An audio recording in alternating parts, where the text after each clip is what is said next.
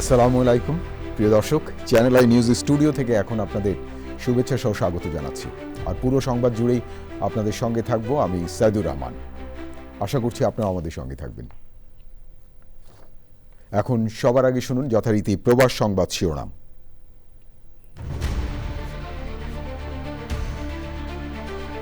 পাকিস্তান থেকে যুদ্ধ বিমান কেনার আলোচনা হলেও চূড়ান্ত হয়নি, জানালেন পররাষ্ট্র উপদেষ্টা। যুক্তরাষ্ট্রের ভিসা বন্ড তালিকায় বাংলাদেশের নাম অস্বাভাবিক নয় মন্তব্য। এক বছরে কুয়েত থেকে 40,000-এরও বেশি প্রবাসীকে ফেরত পাঠিয়েছে সরকার। আইন লঙ্ঘন ও মাদক সংশ্লিষ্ট অপরাধ সহ নানা অভিযোগ।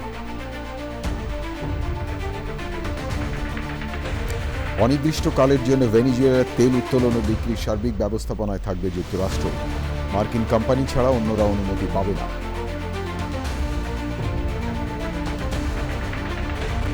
ডোনাল্ড ট্রাম্পের দখলের ঘোষণার পর বিশ্ব জুড়ে আলোচনায় গ্রিনল্যান্ড, শঙ্কিত ইউরোপীয় নেতাদের ডেনমার্কের পক্ষে যৌথ বিবৃতি।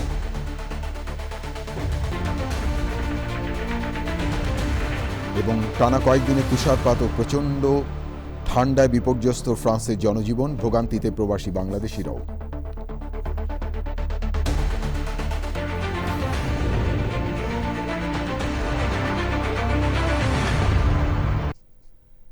ধন্যবাদ প্রিয় দর্শক প্রবাস সংবাদে যুক্ত হওয়ার জন্য।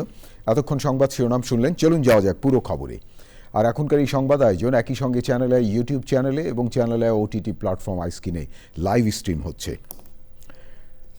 পাকিস্তানের সঙ্গে যুদ্ধ বিমান কেনা নিয়ে আলোচনা চলছে বলে জানিয়েছেন পররাষ্ট্র উপদেষ্টা মোহাম্মদ তৌহিদ হোসেন।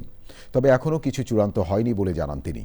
প্রশ্নের উত্তরে পররাষ্ট্র উপদেষ্টা সাংবাদিকদের জানান, যুক্তরাষ্ট্রের ভিসা বন্ড তালিকায় বাংলাদেশের নাম থাকা দুঃখজনক হলেও অস্বাভাবিক নয়। পান্থ রহমান জানাচ্ছেন বিস্তারিত। যুক্তরাষ্ট্রের ভিসা বন্ড নীতি ঘোষণার পর থেকে এ নিয়ে পররাষ্ট্র মন্ত্রণালয়ের প্রতিক্রিয়ার অপেক্ষায় সাংবাদিকরা। উপদেষ্টা বললেন, বিষয়টি কষ্টের, কিন্তু এর দায় শুধু তাদের নয়, বরং বিগত সব সরকারের। পলিসিগত দায় দায়িত্ব যদি কারো থাকে, সেটা হলো পূর্ববর্তী সব সরকারের আছে। সেটাকে আমরা পরিবর্তন করতে পারিনি, পরিবর্তন করা সম্ভব না। কারণ মানুষের এই নড়াচড়া বন্ধ করার সাধ্য এই সরকারের নাই, কোনো সরকারেরই ছিল না। সমাধান একমাত্র যদি আমরা ইরেগুলার মাইগ্রেশন বন্ধ করতে পারি। যারা ফিরে আসবে তাদের সাহায্য নিতে হবে। আমি খুব ভদ্রভাবে বললাম, কিন্তু সাহায্য নিতে গেলে অবশ্যই তাদেরকে আটকাতে হবে, বলতে হবে যে কাকে টাকা দিয়ে গিয়েছে। আপনি যদি সেই লোকগুলিকে আটকাতে না পারেন, জেলে নিতে না পারেন, তাহলে এই সমস্যার কোনোদিন সমাধান হবে না। পরিষ্কার না করলেও পাকিস্তান থেকে যুদ্ধ বিমান কেনার আলোচনার কথা অস্বীকার করেননি উপদেষ্টা। এটা আমি আজকেও বলতে পারবো না, আসলে এটা নিয়ে কথাবার্তা চলছে, চূড়ান্ত যখন হবে আপনারা নিশ্চয়ই জানতে পারবেন। ক্রিকেটার মুস্তাফিজের নিরাপত্তা ইস্যু এবং বাংলাদেশ ভারত টানাপোড়েন নিয়েও কথা বলেন উপদেষ্টা। শুধু টিম যাবে না, টিমের সমর্থকরা তো যাবে, খেলা দেখতে যাবে লোকজন, তাদের নিরাপত্তা প্রশ্ন আছে। আমরা কি করে বিশ্বাস করবো যে তারা নিরাপদ থাকবে? কাজে আমরা আমাদের লোকদেরকে পাঠাবো না। কিন্তু যদি আমাদের চাল কেনাতে যদি স্বার্থ থাকে, আমাদের যদি আমরা কম দামে পাই এবং আমাদের কিনতেই হয়, তাহলে ভারত যদি আমাদের কাছে চাল রপ্তানি করে, আমরা যদি কিনি, ব্যবসায়ীরা করতেছেন, আমি কোনো সমস্যা দেখি। আমাদের যে মিশনগুলোতে সমস্যা সৃষ্টি হয়েছে, সেখানে আমরা আপাতত ভিসা সেকশন বন্ধ রাখতে বলেছি, কারণ এটা নিরাপত্তা প্রশ্ন, এটা প্রশ্ন। ভারতে ক্রিকেট খেলতে না যাওয়ার ব্যাপারে ক্রীড়া উপদেষ্টার সিদ্ধান্তের সঙ্গে একমত পোষণ করেন পররাষ্ট্র উপদেষ্টা। পান্থ রহমান, চ্যানেল আই, ঢাকা। প্রিয় দর্শক, আন্তর্জাতিক অঙ্গনে এখন আপনাদের নিয়ে যাচ্ছি কুয়েতে। গত এক বছরে কুয়েত থেকে প্রায় 40,000 প্রবাসীকে ফেরত পাঠিয়েছে দেশটির সরকার। আইন লঙ্ঘন এবং মাদক সংশ্লিষ্ট অপরাধ সহ নানা অভিযোগে এই পদক্ষেপ নেওয়া হয়েছে। কুয়েত সরকার জানিয়েছে, আইন লঙ্ঘনের বিরুদ্ধে নিরাপত্তা অভিযান এবং আইনি ব্যবস্থা অব্যাহত থাকবে। কুয়েত থেকে আরও জানাচ্ছেন জিসান মাহমুদ। গেল এক বছরে কুয়েত থেকে বিতাড়িত করা হয়েছে মোট 39,487 জন প্রবাসীকে।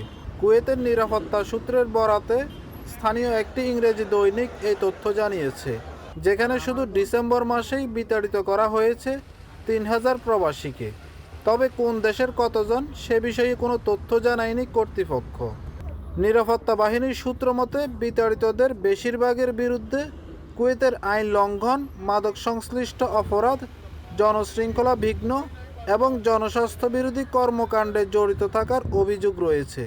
আইনি প্রক্রিয়া সম্পন্ন করার পরই তাদের বিরুদ্ধে বহিষ্কারের সিদ্ধান্ত নেওয়া হয়। আমাদের যে বেসিক স্যালারি কোম্পানি 75 দিনার দেয়, ওইটা আমাদের জন্য এনাফ না।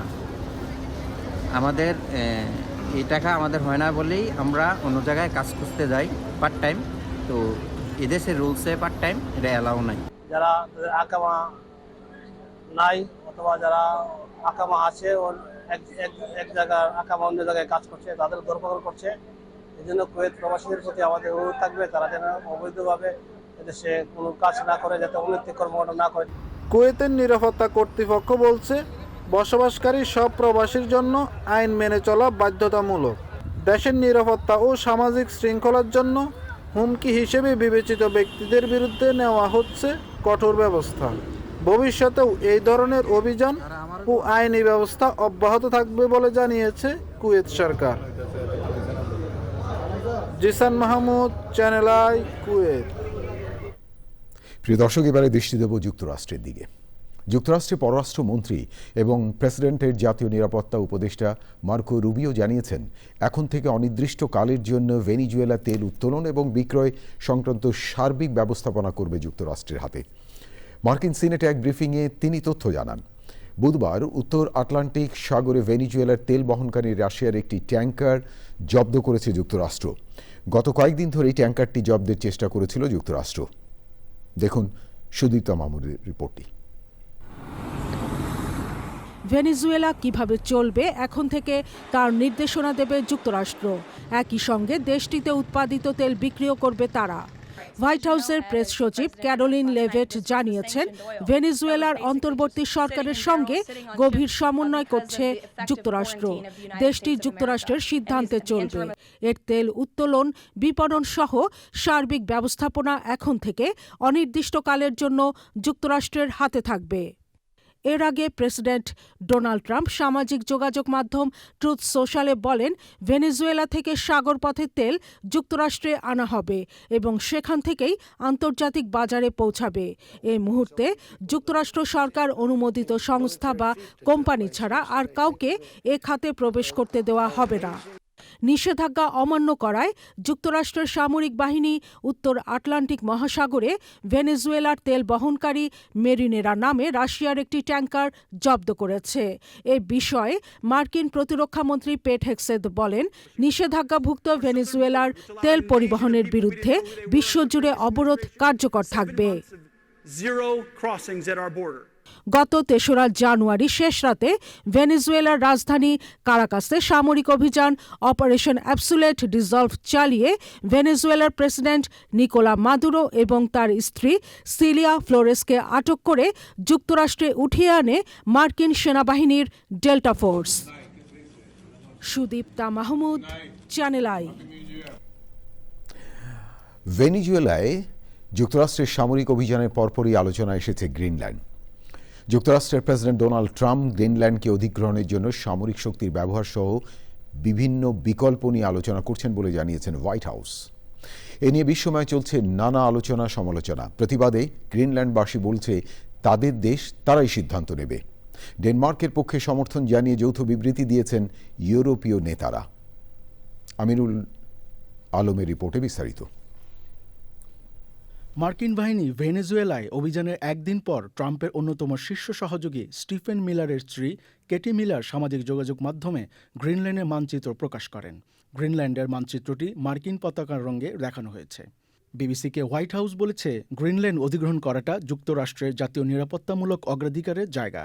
আর ট্রাম্প বলেছেন, নিরাপত্তার কারণে গ্রিনল্যান্ডকে যুক্তরাষ্ট্রের প্রয়োজন। গ্রিনল্যান্ড ন্যাটো জোটভুক্ত দেশ ডেনমার্কের একটি আধা স্বায়ত্তশাসিত অঞ্চল। ডেনমার্কের পক্ষে সমর্থন জানিয়ে যৌথ বিবৃতি দিয়েছে যুক্তরাজ্য, ফ্রান্স, জার্মানি, ইতালি, পোল্যান্ড, স্পেনের নেতারা।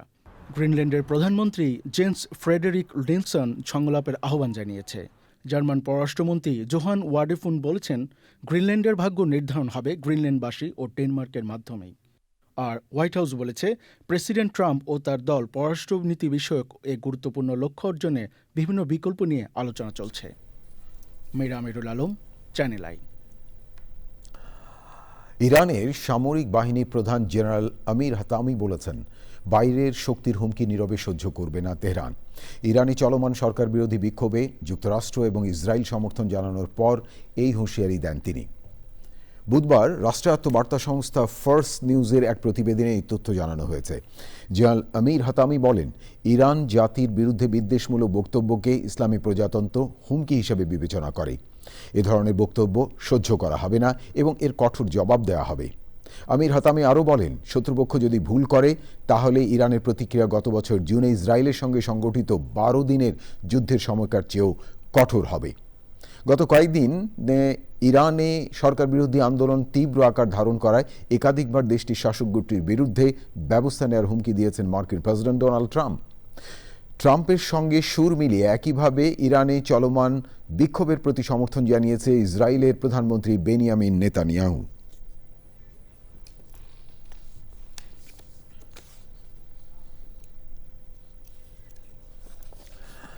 টানা কয়েকদিনের তুষারপাত ও প্রচণ্ড ঠান্ডায় বিপর্যস্ত ফ্রান্সের জনজীবন। বাড়ছে সড়ক দুর্ঘটনা ও মৃত্যু। প্রবাসী বাংলাদেশিরাও পড়েছেন ভোগান্তিতে। বিস্তারিত দেখুন, ফ্রান্স থেকে জানাচ্ছেন এম এ হাশেম। ভারী তুষারপাতে বিপর্যস্ত ফ্রান্স, যান চলাচল মারাত্মকভাবে ব্যাহত হচ্ছে। প্যারিস এবং পার্শ্ববর্তী এলাকায় যে সকল বাংলাদেশিরা বসবাস করেন, স্বাভাবিকভাবে তাদের জীবনেও ভোগান্তির সৃষ্টি হচ্ছে। প্রচণ্ড ঠান্ডা, মানুষ অতি কাজ ছাড়া বের হচ্ছে না। আর বিশেষ করে যারা বাংলাদেশি আছেন, কাজে যাচ্ছেন, ওনাদের কাজে যাওয়া আসা অত্যন্ত কষ্টকর হয়ে যাচ্ছে।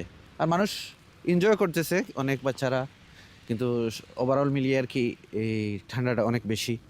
A bit difficult. There is not a lot of transport. There is no bus. So yeah, for work it's not that easy. But I like snow, so I'm quite happy. বাসা থেকে বের হলো, বেশিক্ষণ থাকা যাচ্ছে না। ওই ঘরে ঢুকে যেতে হচ্ছে, অনেক বেশি ওই তুষারপাত হচ্ছে আর অনেক বেশি শীত। আমরা আশা করতেছি ইনশাআল্লাহ কয়েকদিনের ভিতর স্বাভাবিক অবস্থায় ফিরে আসব। বৃহত্তর প্যারিসে 500 কিলোমিটারেরও বেশি দীর্ঘ যানজট দেখা যাচ্ছে এবং 38টি বিভাগে জরুরি সতর্কতা জারি রয়েছে। পিচ্ছিল সড়কে যানবাহন দুর্ঘটনার শিকার হচ্ছে এবং এ পর্যন্ত ফ্রান্সে 5 জনের মৃত্যু হয়েছে। তুষারপাতের কারণে গতকাল থেকে বৃহত্তর প্যারিসের প্রধান 2টি বিমানবন্দরে শতাধিক ফ্লাইট বাতিল করা হয়েছে। তীব্র শীতের কারণে এই মুহূর্তে ফ্রান্সে মানুষের জনজীবন বিপর্যস্ত হলেও আবহাওয়া অধিদপ্তর বলছে আজকে বিকালের পর থেকে তুষারপাতের সম্ভাবনা নেই এবং আগামী কয়েকদিন থেকে তাপমাত্রা সহনীয় পর্যায়ে চলে আসবে। এম এ হাশেম, চ্যানেল আই, ফ্রান্স। প্রিয় দর্শক, এখন আপনাদের নিয়ে যাচ্ছি কাতারে। পূর্ণ স্ব-অর্থায়নে পরিচালিত রাষ্ট্রীয় মালিকানাধীন প্রতিষ্ঠান বিমান বাংলাদেশ এয়ারলাইন্স। প্রায় 70টি দেশের সাথে সংস্থাটি রয়েছে বিমান সেবা চুক্তি। 2024-25 অর্থ বছরে মুনাফা অর্জনে রেকর্ড করেছে এয়ারলাইন্সটি। তবে এত সাফল্যের মধ্যেও মধ্যপ্রাচ্যের দেশগুলোতে বিমান বাংলাদেশ এয়ারলাইন্সের সেবা নিয়ে নানা অভিযোগ উঠেছে। বিমানের টিকিটের চড়া দাম থেকে শুরু করে কর্মকর্তাদের বিরুদ্ধে অনিয়ম দুর্নীতির অভিযোগও করেছেন প্রবাসীরা। প্রিয় দর্শক, কাতার থেকে আরও জানাচ্ছেন মেহেদি হাসান। গত 53 বছর ধরে বিশ্বের বিভিন্ন রুটে চলাচল করছে জাতীয় পতাকাবাহী বিমান বাংলাদেশ এয়ারলাইন্স। 2024 ও 25 অর্থ বছরে সংস্থাটি 785 কোটি 21 লাখ টাকা নিট মুনাফা অর্জন করেছে, যা এয়ারলাইন্সটির ইতিহাসে রেকর্ড সাফল্য ও টানা 5ম বছরের মতো লাভজনক কার্যক্রমে ধারাবাহিকতা। একই অর্থ বছরে 21টি উড়োজাহাজ দিয়ে দেশি ও আন্তর্জাতিক মিলিয়ে 30টি গন্তব্যে ফ্লাইট পরিচালনা করছে বিমান। 2025 সালের জানুয়ারিতে বিমান তার ইতিহাসে সর্বোচ্চ টিকিট বিক্রির রেকর্ড গড়ে, যা যাত্রীদের আস্থা ও বাজারে গ্রহণযোগ্যতার বৃদ্ধির প্রতিফলন বলে মনে করেন বিমানের কর্মকর্তারা। বিভিন্ন দেশে প্রায় 1.5 কোটি প্রবাসীর মধ্যে মধ্যপ্রাচ্যের দেশগুলোতে 60 লাখেরও বেশি প্রবাসীর বসবাস। প্রবাসীদের কাছে যেখানে ভরসা হওয়ার কথা ছিল বিমান বাংলাদেশের এয়ারলাইন্স, সেখানে ঘটছে উল্টোটা। বাংলাদেশ বিমান এয়ারলাইন্সে যারা অফিসিয়ালি কর্মরত আছে তাদের মধ্যে অনেকেই ব্যক্তিগতভাবে ট্রাভেল বিজনেসের সাথে জড়িত হওয়ার কারণে পার্সোনালি অনেকগুলো সিট সিন্ডিকেট হয়ে যায়। তো পার্সোনাল বেনিফিটেড হওয়ার কারণে তারা সিটগুলো ব্লক করে রাখে। 420 সিটের বাংলাদেশ বিমান, সেখানে আমরা use Bangla 180 seat available seat পাওয়া যায়, বাংলাদেশ বিমানের সিট পাওয়া যায় না। এটা অফিস কর্তৃপক্ষের কারণে আজকে বাংলাদেশ বিমানের সিট আমরা পাচ্ছি না। এয়ারপোর্টে যে বিমানের স্টাফ আছে ওরা হইলো আপনার সেম ট্রাভেল এজেন্সি মালিক। ওই ক্ষেত্রে ওরা ওদের যে এজেন্সিগুলো আছে ওদেরকে ওরা মোটিভেট করে। ট্রাভেল ব্যবসায়ীরা বলছেন বিমানের টিকিট নিয়ে সিন্ডিকেট ব্যবসা চলছে। চুক্তিভিত্তিক নিয়োগপ্রাপ্ত 2 কর্মকর্তার বিরুদ্ধে চাকরিবিধি লঙ্ঘন করে কাতারে ওকরা ও রায়ানে ট্রাভেল ব্যবসার প্রতিষ্ঠান পরিচালনার অভিযোগ উঠেছে। 1 থেকে 150 রিয়াল কমে টিকিট বিক্রি এবং অতিরিক্ত ওজন নেওয়া সহ বিমানবন্দরে যাত্রীদের বাড়তি সুবিধা দেওয়ার অভিযোগ করছেন প্রবাসীরা। ওই জায়গা থেকে যদি আপনি টিকিট করেন অবশ্যই ছাড় পাবেন এবং সামানের অ্যাবিলিটি বেশি দিব। টিকিটের প্রাইস মানে এই জায়গা থেকে ওই জায়গায় আরও স্যাক্রিফাইস করবে 100 টাকা 100 রিয়াল বা 200 রিয়াল এরকম ধরনের অফার করছি। যারা প্রবাসী আছেন এই বিএপি ট্রাভেলস থেকে যদি টিকিট কাটেন আপনারা, তাহলে আপনাদের সামান তামান বেশি হলেও সমস্যা নাই, সর্বসুবিধা পাবেন। তবে এই ব্যাপারে অভিযুক্ত 2 কর্মকর্তার কোনো বক্তব্য পাওয়া যায়নি। বিমানের কান্ট্রি ম্যানেজার জানিয়েছেন অভিযোগকারীরা প্রমাণ না দেওয়ায় কোনো ব্যবস্থা নেওয়া যাচ্ছে না। আমার কাছে যদি কেউ একটা প্রুফ দেয় যে হ্যাঁ আমি এইখানে গেছি এত টাকা, ওইখানে গিয়ে আমি কমে পাইছি একটা টিকিট, যে কোনো একটা টিকিট, তাহলে আমি এটা ইনকোয়ারি করব এবং দেখব যে কোনো অ্যানোমালি এখানে হয়েছে কিনা। বিমান বাংলাদেশ এয়ারলাইন্সের চেয়ে টিকিটের দাম কম হওয়ায় প্রবাসীরা অন্য এয়ারলাইন্সগুলোর দিকে ঝুঁকছেন। তবে অনিয়ম, দুর্নীতি রোধ ও বিমানের টিকিটের দাম কমাতে সংশ্লিষ্ট কর্তৃপক্ষ কার্যকর পদক্ষেপ নেবে বলে আশা প্রবাসীদের। মেহেদি হাসান, চ্যানেল আই, দোহা, কাতার। যুক্তরাষ্ট্রের নিউ জার্সি অঙ্গরাজ্যের পিসকাটাওয়ে টাউনশিপে পারিবারিক বিরোধে মা ও দাদা দাদিকে কুপিয়ে হত্যা করেছে এক যুবক। পুলিশ বাড়িতে ঢুকে 3 জনকে মৃত অবস্থায় উদ্ধার করে। পরে পুলিশের গুলিতে ওই যুবকও নিহত হয়। নিউ জার্সি স্টেট পুলিশ এই ঘটনাকে ভয়াবহ অপরাধ বলছে। এই ঘটনায় নিউ জার্সি অ্যাটর্নি জেনারেলের কার্যালয় তদন্ত শুরু করেছে।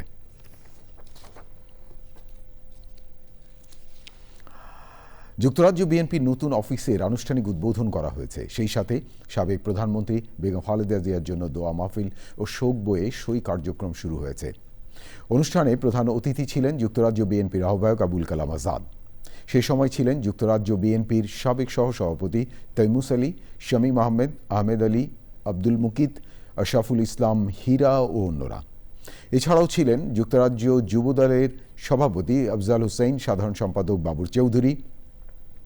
অনুষ্ঠান শেষে শোক বইয়ে সই করে নেতাকর্মীরা আবেগ ঘন অনুভূতি প্রকাশ করেন। অনুষ্ঠানের শেষ পর্বে যুক্তরাজ্য বিএনপির আহ্বায়ক আবুল কালাম আজাদ উপস্থিত সবার প্রতি ধন্যবাদ ও কৃতজ্ঞতা প্রকাশ করেন।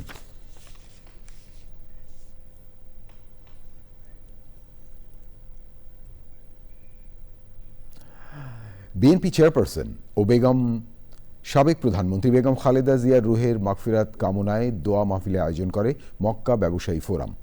বিশিষ্ট ব্যবসায়ী আবুল কালাম আজাদের সভাপতিত্বে আবুল হুসাইন অনিকের পরিচালনায় প্রধান অতিথি ছিলেন সংগঠনের সভাপতি ইয়াকুব আলী।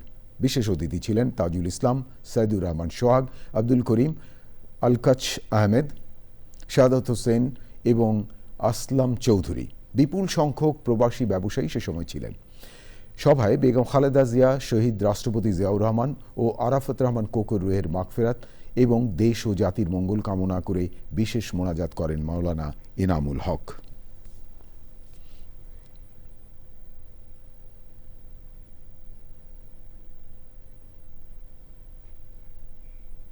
প্রিয় দর্শক, এই ছিল আপনাদের প্রবাস সংবাদের সকল আয়োজন। তবে যাবার আগে প্রবাস সংবাদ শিরোনাম আরও একবার। পাকিস্তান থেকে যুদ্ধবিমান কেনার আলোচনা হলেও চূড়ান্ত হয়নি জানালেন পররাষ্ট্র উপদেষ্টা। যুক্তরাষ্ট্রের ভিসা বন্ড তালিকায় বাংলাদেশের নাম অস্বাভাবিক নয় মন্তব্য। 1 বছরে কুয়েত থেকে 40,000-এরও বেশি প্রবাসীকে ফেরত পাঠিয়েছে সরকার। আইন লঙ্ঘন এবং মাদক সংশ্লিষ্ট অপরাধ সহ নানা অভিযোগ। অনির্দিষ্টকালের জন্য ভেনিজুয়েলার তেল উত্তোলন ও বিক্রির সার্বিক ব্যবস্থাপনায় থাকবে যুক্তরাষ্ট্র। মার্কিন কোম্পানি ছাড়া অন্যরা অনুমতি পাবে না।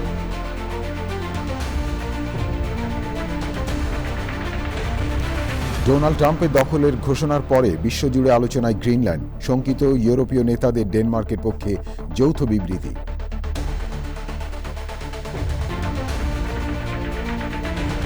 এবং টানা কয়েকদিনের তুষারপাত ও প্রচণ্ড ঠান্ডায় বিপর্যস্ত ফ্রান্সের জনজীবন, ভোগান্তিতে প্রবাসী বাংলাদেশিরাও।